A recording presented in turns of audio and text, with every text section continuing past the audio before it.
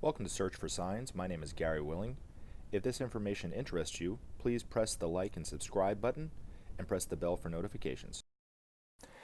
I don't know if you remember this or not, but that's going on 9 years now, there was a huge ecological disaster off the coast of the United States. It was in the Gulf of Mexico. I think it was off the coast of Alabama, but it might have been off the coast of Louisiana or Florida. I can't remember exactly where it was, but it was an oil rig called the Deepwater Horizon, and there was an explosion on the oil rig, and I can't remember exactly what caused it, but what the end result of it was the well that it was digging in the ocean floor about a mile under the surface, it moved some kind of way, and it caused the drilling pipe to either crack or break or to move out altogether. But there was millions and millions of barrels of oil that started spewing out from this well. And it was they tried everything to get it to plug up. They couldn't do it. They tried pouring concrete on it, but the pressure from the oil well was just too great. Nothing seemed to work for a long time. And it took months.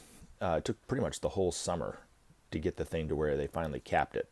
And I remember seeing pictures from space. They actually had satellite photos of the Gulf of Mexico, and you could see the oil. It was that big, I can't remember exactly the size of it, but it was massive, right? And people were naturally concerned that it was going to cause permanent damage to the Gulf, because if you're not familiar with that part of the United States, the beaches there are beautiful, and there's a lot of tourism, and the waters there are just gorgeous. So to have this happen, especially around summertime, it was devastating to the economy of that area, but it was also just devastating to watch because of the fact that that area is so pristine and pretty, and we didn't want anything to permanently happen to it. Now, I remember reading in Share International magazine, somebody asked Benjamin Creme a question, and they wrote it in, and his answer kind of surprised me. But they were naturally concerned about the damage of the Gulf, and they were concerned about permanent damage or semi-permanent damage to the Gulf or whatever. And one part of his answer was that it paled in comparison to the damage that happens every day caused by our use of the nuclear power that we have in place today. That actually causes more damage to the environment and to animals and plants and to us than this oil spill would ever do. And then I think the person even asked, is it going to damage the oceans or just the Gulf of Mexico or what? And his other part of the answer really surprised me too. He said it's not going to be as big a deal as you think. And he went on to say that the reason why is because the oceans have a natural way of cleansing themselves. And so once they are able to stop it, he said they'll eventually be able to stop it. But once they're able to stop it, it won't take long before the oceans just kind of clean themselves. Now, I'm sure there were men and women, thousands of men and women helping to clean up the beaches and stuff like this to help accelerate the process. But overall, the ocean cleaned itself. And really, you can't tell today. There might be a little bit, maybe, I don't think. But you don't hear anything on the news about any permanent damage or anything like this. The saltwater marshes are fine. The wildlife down there is fine. The oceans themselves are fine, and so forth. And my point of this is that once we stop destroying the environment, especially if what the masters are saying is true with nuclear radiation, that the planet has a natural way of healing itself. And it's just a matter of time, Now, right now, the Space Brothers themselves, according to Maitreya and the Masters, are the ones that are really keeping the planet alive. If the planet was a person, we're really on the way to the hospital, in the ambulance, right? And the Space Brothers would be the EMTs, performing CPR to make sure that we stay alive, as long as possible, right? That's kind of the state of affairs of our ecology around the world in our environment. Now, the other side of this is the human body has a natural way of healing itself. and the masters are going to show us more natural ways of living. Obviously, when everybody's needs are met, the stress level will go down, because everyone right now is living under stress. It doesn't matter how much money you have, you're living under some kind of stress, whether you see it in yourself or not. Some people don't handle stress as well as other people, obviously, but we all have some kind of stress, and that does take its toll on our immune system and everything like that. The other thing is the nuclear radiation that spews out daily is causing a lot of problems in our health, right? It causes early onset of dementia, it causes cancers, heart disease, kidney failures, all sorts of other problems that we are experiencing today.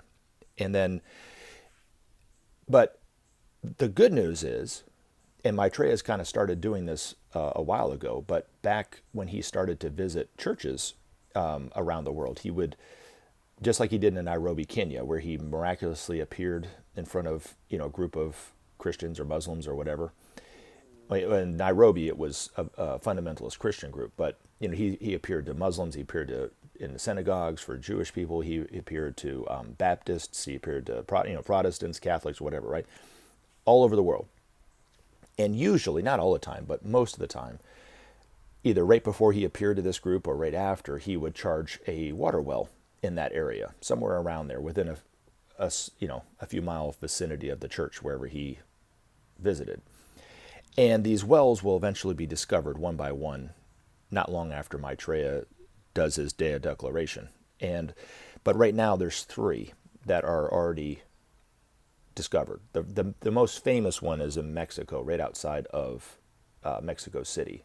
And if you don't think the masters have a sense of humor, that's, just the fact that the healing water in Mexico was discovered first. If you're from the United States, that they always tell you, if you ever visit to Mexico, don't drink the water, right? But yet the first healing well was discovered in where? In Mexico. So they didn't do that by chance. I'm sure there was a reason why they did that. But the most famous one is in Mexico, Tlacote, Mexico, and then you have Norno, Germany, and one in India. But eventually they'll be discovered all over the world. There'll be several hundred, almost 800 of these wells all over the world that will help, that people can drink the water freely, or take it home and bathe in it if they want to, or whatever. And it's going to help revitalize our bodies as well. So there will be a tremendous amount of healing of our physical bodies not long after the masters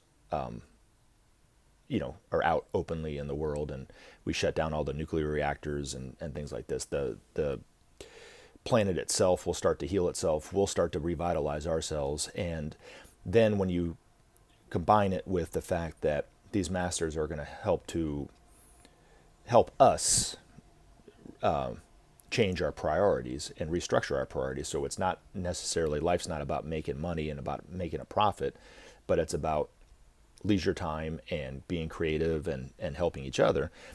Of course, our stress level is going to go down because our needs will be met. So the whole thing, it's going to take time, but at the same time, it might be rather quick. And how nature itself will help change the planet too. It's not just going to be the masters and us, but it's going to be Mother Nature as well. And as always, take action. Help SOP save our planet. Thanks for listening, and we look forward to talking to you again in future videos. Have a great day.